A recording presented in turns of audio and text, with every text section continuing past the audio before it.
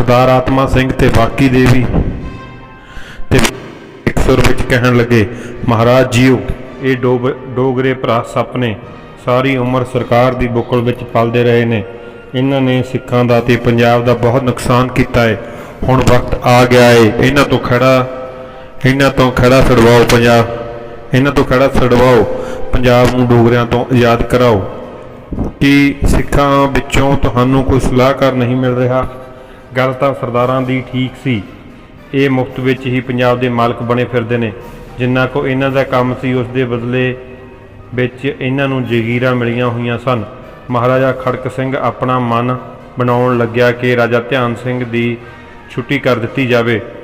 सारे सरदार चले गए पर महाराजा सोचां विच पै गया। महाराजे दे संपर्क विच एक नौजवान चेत सिंह बाजवा सी जो कि बहुत बहादुर ते अकलमंद नौजवान सी। महाराजे दी छोटी राणी ईसर कौर दी भतीजी चेत सिंह बाजवे नूं ब्याही हुई सी। महाराजा अपनियां बहुतियां सलाहां बाजवे तो ही लिया करदा सी। एक दिन चेत सिंह बाजवे ने कहा, महाराज जीओ, ये हीरा सिंह शाही जनान खाने विच बिना किसी की इजाजत दे आ वड़दा है। औरतां इस गल तो बहुत दुखी ने, इस नूं रोकिया जाना चाहिए है। महाराजा कुछ ना बोलिया ते उस वल देखदा रहा। चेत सिंह ने फिर आखना शुरू किया, महाराज जीओ, मैनूं पता है कि हीरा सिंह सरकार वेले उन्हां दे हरम विच भी जांदा रहा है, पर वो वेला हुण लंघ गया है। हुण तुहाडा राज है ते सब कुछ तुहाडे मुताबिक होना चाहिए है। महाराजा खड़क सिंह ने अगले दिन ही हुक्म जारी कर दिता कि राजा ध्यान सिंह ते उसका पुत्र हीरा सिंह शाही जनान खाने विच जाना बंद कर दिता। राजा ध्यान सिंह लई ये बहुत बड़ी सट सी। उसने आउंदियां ही महाराजे नूं सवाल किया, महाराज जीओ, ये मैं की सुन रहा हाँ? जिथे मैं सरकार वेले शरेआम आउंदा जांदा रहा ते जिथे हीरा सिंह पलिया ते वड्डा होया, हुण उत्थे इजाजत लैके जाना पिया करेगा। राजा जी, तुसी इजाजत लैके भी नहीं जा सकोगे। इहो नहीं, अगली गल भी सुन लो, हुण तुहाडी कोई जरूरत नहीं है। तुसी चेत सिंह बाजवा नूं वजीर नामजद कर असीं चेत सिंह बाजवा नूं वजीर नामजद कर दिता है। महाराज जीओ, तुसी मेरी बेइज्जती कर रहे हो। मैं इस राज नूं अपने खून नाल सिंजिया है। मैं अपना सब कुछ कुर्बान किया है, सरकार नाल पूरी वफादारी निभाई है। हुण तुहाडी महाराजा बनने विच भी मदद की है ते हुण तुसी कह रहे हो कि मैं चले जावां? बदले विच तुहाडे कोल जगीर है राजा जी, हुण जाके अपनी जगीर संभालो। ये नहीं हो सकता महाराजा, ये मेरी बेइज्जती है। तुसी मेरी थां एक नौसिखिए नूं दे रहे हो। मैं ये गल बिल्कुल बर्दाश्त नहीं कर सकता। ध्यान सिंह दे बोलण दा तरीका बहुत ही रोब वाला सी। उसे वेले चेत सिंह बाजवा भी मौके ते आ पुज्जिया। महाराजा खड़क सिंह तैश विच आउंदा बोलिया, राजा जी, इस तो पहला कि तुहानूं गिरफ्तार कर लिया जाए तुसी चुपचाप महलां विच चले जावो। महाराजा, मैं चुपचाप नहीं जावांगा। मेरे जाण दी आवाज़ नाल तुहाडे कंन ना पाटे तां कहना। मैं तुहानूं बना सकदा हाँ तां ढा भी सकदा हाँ। तुहाडे दुश्मन तुहाडे बूहियां ते बैठे ने। ये सिर्फ मैं ही एक तुहाडे लई वफादार, सिर्फ एक मैं ही हाँ तुहाडे लई वफादार। ध्यान सिंह उच्ची आवाज़ विच कह रहा सी। महाराज ने अपने अंग रखियकां नूं हुक्म दिता कि राजा ध्यान सिंह नूं बाहर कढ दिता जाए। राजा ध्यान सिंह शाही किले विचों आ गया। उसने अपने आप को बहुत बेइज्जत उसने अपने आप को बहुत बेइज्जत महसूस कर रहा सी। वो सोचण लग्या कि हुण की कीता जावे। कुंवर नौनिहाल सिंह वापस पेशावर जा चुकिया सी। जेकर वो लाहौर विच हुंदा तां शायद उसनूं खड़क सिंह के खिलाफ तैयार किया जा सकता सी। उसने सब सोच के एक गुप्त चिट्ठी कुंवर नौनिहाल सिंह नूं लिखी कि उसका प्यो राज संभालण दे काबिल नहीं, इस करके उसनूं वापस आके राज संभाले।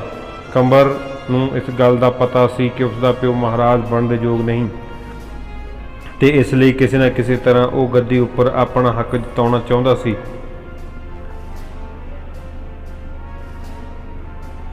ਇਸੇ ਸੋਚ ਨੂੰ ਸਾਹਮਣੇ ਰੱਖਦਾ ਉਹ ਜਾਨਸੀਨੀ ਦੀ ਰਸਮ ਵੇਲੇ ਆਪ ਹਾਜ਼ਰ ਹੋਣਾ ਚਾਹੁੰਦਾ ਸੀ। ਉਸਨੇ ਚਿੱਠੀ ਪੜ੍ਹੀ ਤੇ ਸੋਚਾਂ ਵਿੱਚ ਪੈ ਗਿਆ ਕਿ ਇਹ ਕਿਸ ਨੇ ਲਿਖੀ ਹੋਈ, ਕੌਣ ਹੋਇਆ ਉਸਦਾ ਖੈਰ ਖੁਆਹ।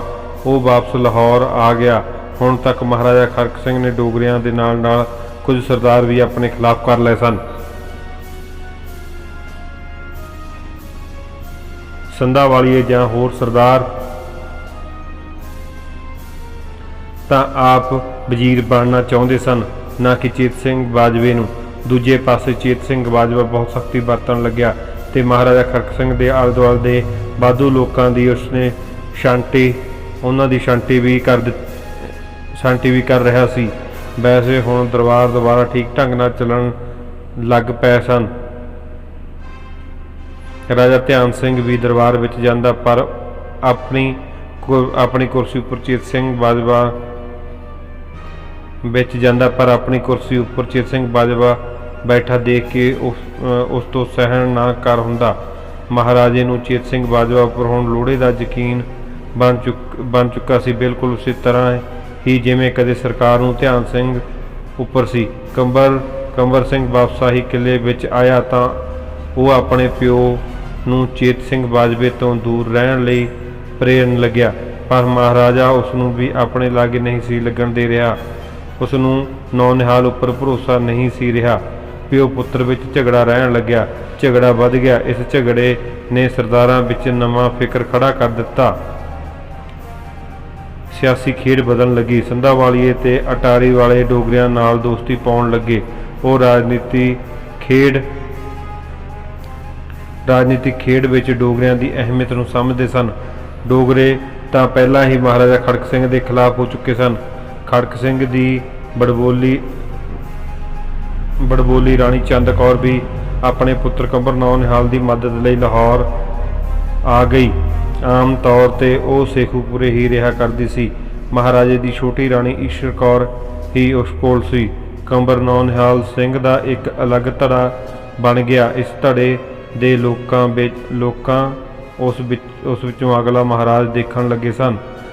ਸਾਰੇ ਪਾਸਿਆਂ ਤੋਂ ਕੋਸ਼ਿਸ਼ ਕਰਨ ਦੇ ਬਾਵਜੂਦ ਵੀ ਕੰਬਰ ਨੌਨਿਹਾਲ ਸਿੰਘ ਮਹਾਰਾਜਾ ਖੜਕ ਸਿੰਘ ਦੇ ਨੇੜੇ ਢੁਕਣ ਵਿੱਚ ਕਾਮਯਾਬ ਨਹੀਂ ਸੀ ਹੋ ਰਿਹਾ। ਹਾਰ ਕੇ ਉਸਨੇ ਆਪਣੀ ਹਵੇਲੀ, ਜਿਹੜੀ ਕਿ ਕਿਲਿਆਂ ਦੇ ਨਾਲ ਹੀ ਸੀ, ਵਿੱਚ ਦਿਨ ਵਿੱਚ 2 ਵਾਰ ਅਲੱਗ ਦਰਬਾਰ ਲਾਉਣੇ ਸ਼ੁਰੂ ਕਰ ਦਿੱਤੇ, ਜਿੱਥੇ ਉਹ ਮੁਲਕ ਦੇ ਅਮੀਰਾਂ ਤੇ ਜਾਗੀਰਦਾਰਾਂ ਨੂੰ ਦੱਸਦਾ ਕਿ ਉਸਦਾ ਪਿਓ ਅਫੀਮ ਦੇ ਨਸ਼ੇ ਕਾਰਨ, ਧਰਮ ਤੋਂ ਦੂਰ ਹੋ ਜਾਣ ਕਾਰਨ ਰਾਜ ਕਰਨ ਤੋਂ ਅਸਮਰੱਥ ਹੈ, ਤੇ ਉਸ ਨੂੰ ਆਪਣੀ ਮਦਦ ਲਈ ਪ੍ਰੇਰਦਾ। ਮਹਾਰਾਜਾ ਖੜਕ ਸਿੰਘ ਨੂੰ ਇਹ ਗੱਲ ਰੜਕਣ ਲੱਗੀ ਤੇ ਨਾਲ ਹੀ ਡਰ ਵੀ ਲੱਗਣ ਲੱਗ ਪਿਆ ਕਿ ਸੱਚ ਹੀ ਕੰਬਰ ਨੌਨਿਹਾਲ ਸਿੰਘ ਰਾਜ ਪਲਟਾ ਨਾ ਕਰ ਦੇਵੇ। ਇਸ ਕਰਕੇ ਇਸ ਬਾਰੇ ਸੋਚਦਿਆਂ ਚੇਤ ਸਿੰਘ ਬਾਜਵੇ ਨੇ ਤਰਕੀਬ ਬਣਾਈ ਕਿ ਕੰਬਰ ਨੌਨਿਹਾਲ ਨੂੰ ਸਾਰਾ ਦੁਆਬਾ ਤੇ ਬਹੁਤ ਸਾਰੇ ਹਾਥੀ ਘੋੜੇ ਤੇ ਨਾਲ ਹੀ 20 ਲੱਖ ਦੀ ਸਾਲਾਨਾ ਜਾਗੀਰ ਦੇਣ ਦਾ ਵਾਅਦਾ ਕੀਤਾ ਤੇ ਬਦਲੇ ਵਿੱਚ ਆਪਣੇ ਸਾਰੇ ਦਾਅਵੇ ਤਿਆਗ ਦੇਣ ਲਈ ਕਿਹਾ। ਕੰਬਰ ਸੋਚ ਹੀ ਰਿਹਾ ਸੀ ਕਿ ਕੀ ਕੀਤਾ ਜਾਵੇ। ਉਸ ਨੇ ਦੇਖ ਲਿਆ ਕਿ ਮਹਾਰਾਜਾ ਖੜਕ ਸਿੰਘ ਚੇਤ ਸਿੰਘ ਬਾਜਵੇ ਨੂੰ ਆਪਣੇ ਤੋਂ ਅਲੱਗ ਨਹੀਂ ਕਰੇਗਾ। ਪੰਜਾਬ ਦੇ ਰਾਜ ਵਿੱਚ ਕੰਬਰ ਕੋਈ ਵੱਡਾ ਹਿੱਸਾ ਨਹੀਂ ਪਾ ਸਕੇਗਾ। ਉਸਨੇ ਚੇਤ ਸਿੰਘ ਦੀ ਪੇਸ਼ਕਸ਼ ਮੰਨ ਕੇ ਵਾਪਸ ਆਪਣੇ ਪਿਸ਼ਾਵਰ ਵਾਲੇ ਕਿਲੇ ਵਿੱਚ ਜਾਣ ਦਾ ਫੈਸਲਾ ਕਰ ਲਿਆ। ਅਜਿਹੇ ਸਮੇਂ ਹੀ ਰਾਜਾ ਧਿਆਨ ਸਿੰਘ ਉਸ ਦੇ ਸਾਹਮਣੇ ਆਇਆ ਤੇ ਕਹਿਣ ਲੱਗਿਆ, ਨੌਜਵਾਨ ਕੰਬਰ, ਮੈਂ ਪੰਜਾਬ ਦੇ ਤਖਤ ਪ੍ਰਤੀ ਵਫਾਦਾਰ ਹਾਂ। ਮੇਰੀ ਵਫਾਦਾਰੀ ਸਰਕਾਰ ਵੱਲ ਸੀ। ਮੈਂ ਉਸ ਦੇ ਤਖਤ ਨੂੰ ਕਦੇ ਵੀ ਗਲਤ ਹੱਥ ਵਿੱਚ ਨਹੀਂ ਜਾਣ ਦੇਣਾ ਚਾਹੁੰਦਾ।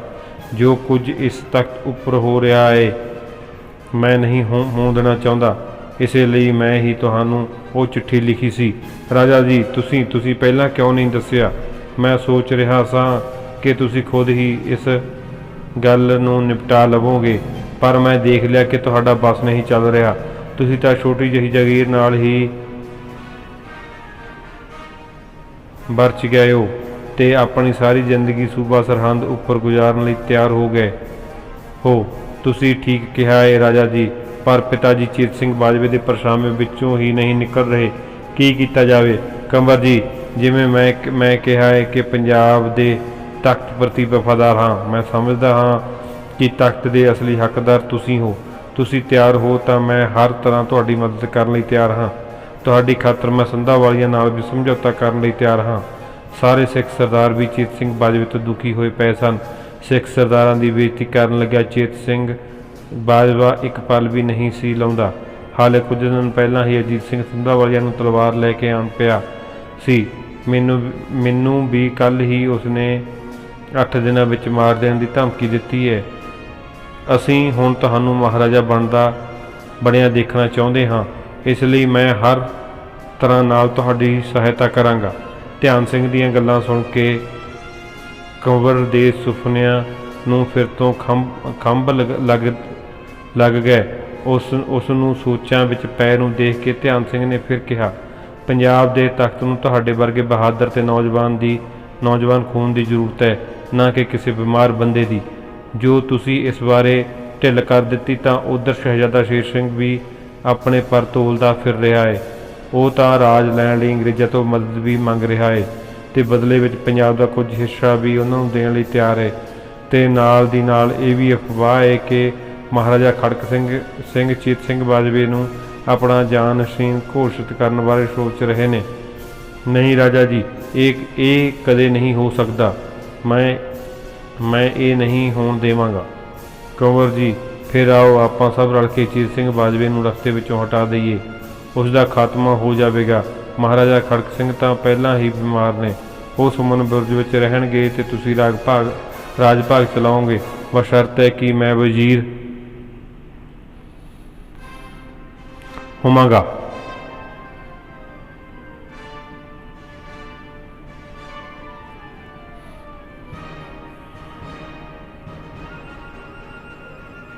ਕੰਵਰ ਨਿਹਾਲ ਸਿੰਘ ਨੂੰ ਹੋਰ ਕੀ ਚਾਹੀਦਾ ਸੀ। ਧਿਆਨ ਸਿੰਘ ਨੇ ਸਾਰੀ ਯੋਜਨਾ ਪਹਿਲਾਂ ਹੀ ਤਿਆਰ ਕੀਤੀ ਹੋਈ ਸੀ। ਉਸ ਨੂੰ ਪਤਾ ਸੀ ਕਿ ਚੇਤ ਸਿੰਘ ਕਦੇ ਵੀ ਇਕੱਲਾ ਨਹੀਂ ਹੁੰਦਾ। ਉਸ ਦੇ ਨਾਲ ਅੰਗ ਰੱਖਿਅਕ ਹੁੰਦੇ ਹਨ ਤੇ ਬਹੁਤੀ ਵਾਰ ਮਹਾਰਾਜਾ ਵੀ। ਦਰਬਾਰ ਵਿੱਚ ਤਾਂ ਹਮਲਾ ਕੀਤਾ ਨਹੀਂ ਸੀ ਜਾ ਸਕਦਾ। ਰਾਜਾ ਧਿਆਨ ਸਿੰਘ ਇਸ ਮੁਹਿੰਮ ਦਾ ਆਗੂ ਸੀ, ਪਰ ਉਹ ਸਭ ਨੂੰ ਆਪਣੇ ਨਾਲ ਰੱਖਣਾ ਚਾਹੁੰਦਾ ਸੀ। ਉਹ ਇਹ ਯੋਜਨਾ ਨੂੰ ਆਪਣੇ ਹੱਥੀਂ ਅੰਜਾਮ ਤੱਕ ਲੈ ਕੇ ਜਾਣੀ ਚਾਹੁੰਦਾ ਸੀ ਤਾਂ ਕਿ ਕਿਧਰੇ ਕੁਝ ਅਧੂਰਾ ਨਾ ਰਹਿ ਜਾਵੇ।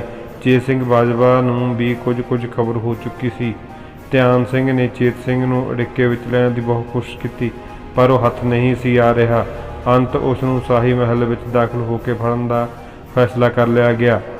ਧਿਆਨ ਸਿੰਘ ਨੇ ਉਸਦੇ ਦੋਵੇਂ ਭਰਾ ਤੇ ਉਸਦਾ ਪੁੱਤਰ ਹੀਰਾ ਸਿੰਘ, ਅੰਗਰੇਜ਼ ਜਰਨੈਲ ਅਲੈਗਜ਼ੈਂਡਰ ਗਾਰਡਨਰ, ਚਾਰੇ ਸੰਧਾਂ ਵਾਲੀ ਸਰਦਾਰ ਰਾਓ ਕੇਸਰੀ ਸਿੰਘ ਤੇ ਕੁੰਵਰ ਨਿਹਾਲ ਸਿੰਘ ਸਮੇਤ 15 ਕੁ ਆਦਮੀ ਪਹਿਲੀ ਕੱਤਕ ਦੀ ਰਾਤ ਨੂੰ ਸਿੱਧੇ ਹੀ ਮਹਾਰਾਜਾ ਖੜਕ ਸਿੰਘ ਦੀ ਖੁਆਬਗਾਹ ਅੰਦਰ ਜਾ ਵੜੇ। ਇੱਕ ਅਜਿਹੀ ਜਗ੍ਹਾ ਸੀ ਜਿੱਥੇ ਚਿੜੀ ਵੀ ਪਰ ਨਹੀਂ ਸੀ ਮਾਰ ਸਕਦੀ। ਉਧਰ ਬੰਦੇ ਦਾ ਸਾਹ ਵੀ ਨਹੀਂ ਸੀ ਸੁਣਿਆ ਜਾ ਸਕਦਾ। ਸੁਰੱਖਿਆ ਵਿੱਚ ਹਲਕੀ ਜਿਹੀ ਵੀ ਝੀਤ ਨਹੀਂ ਸੀ, ਪਰ ਉਹ ਸਾਰੇ ਹੀ ਜਾ ਵੜੇ। ਸ਼ਾਹੀ ਕਿਲੇ ਦੇ ਸਾਰੇ ਸਿਪਾਹੀ ਉਹਨਾਂ ਨੂੰ ਪਛਾਣਦੇ ਸਨ। ਜਿਹੜਾ ਵੀ ਉਹਨਾਂ ਦੇ ਮੂਹਰੇ ਅੜਿਆ ਉਹਨਾਂ ਦਾ ਕਤਲ ਕਰ ਦਿੱਤਾ। ਚੇਤ ਸਿੰਘ ਬਾਜਵਾ ਤੇ ਮਹਾਰਾਜਾ ਖੜਕ ਸਿੰਘ ਆਰਾਮ ਨਾਲ ਸੁੱਤੇ ਪਏ ਸਨ। ਰਾਜਾ ਧਿਆਨ ਸਿੰਘ ਨੇ ਤਲਵਾਰ ਦੀ ਨੋਕ ਨਾਲ ਚੇਤ ਸਿੰਘ ਬਾਜਵੇ ਨੂੰ ਜਗਾਇਆ ਤੇ ਤਿਆਰ ਹੋਣ ਲਈ ਕਿਹਾ।